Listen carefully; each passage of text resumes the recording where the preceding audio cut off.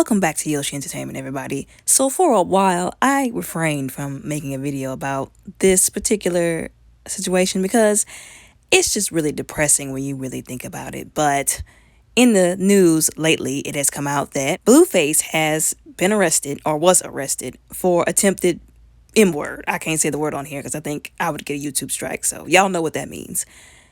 And just recently, even more recently, his girlfriend Chrisean made a video saying that they're going to hire him a lawyer and they're going to get him out, etc., that she's not leaving him despite all of the stuff that has happened. Now, like I said, I have seen videos being made about these two individuals, and I did a little research myself, only to find out that these are two individuals who have suffered some serious trauma in their lives, especially Chrisean, and have not gotten therapy, have not gotten help, instead took their trauma to their relationship and have developed a toxic relationship that the two of them need to dissolve and be done with. I have seen quite a few people on the internet talking about, oh, they're good for each other. That's why they can't stay away from each other. That's why they keep coming back to one another. They just need to mature a little bit. No, absolutely not. These two individuals should have never been in a relationship. Now, it is my understanding that there was a show that came out, I forgot what the name of it was, where it was kind of like a knockoff, I guess, of another show that he was, I guess, the host of or the one running the show. She came along and got on the show, and it seemed like ever since she met him, let's just be honest, she has been on a downward spiral. There were even some people saying that she just didn't look the same. Of course, she was always dealing with trauma because of the stuff that happened with her family. She was homeless for a long time as a child with her mother. Her father wasn't there all the time. And I know I've said this before, like parents play a very crucial role in the development of a child. And those children go on to become adults who have trauma because of the absence or the abuse that they suffered at the hands of their parents. But anyways, she's always had to deal with trauma. She's always tried to put on a brave face. You know, there was only one time that I really saw her kind of like break down. And that was that interview she did. I think it was for the show Ultimate Tag that she was in. But for the most part, I feel like she's put on a pretty brave face and she's kind of like hid the trauma for the most part. But she was still a little more lively. After she got with him, it seemed like to me, correct me if I'm wrong, that she just went downhill, that she was drinking more. Apparently she got into a fight during the filming of the show that she was in. I think it was called the Bad Girls Club, and she lost a tooth.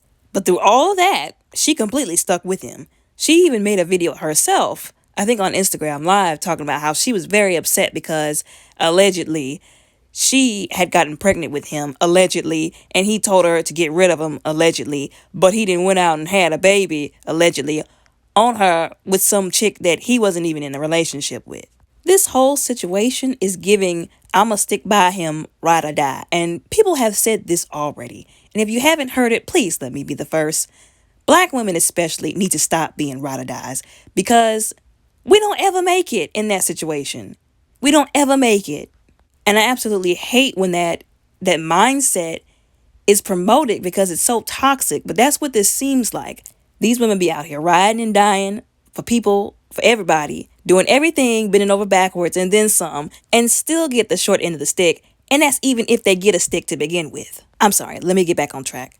So, as I've said before, a lot of this kind of behavior comes out of the trauma of having a messed up childhood, parents who were not there, absent, emotionally unavailable, did not play their part as parents.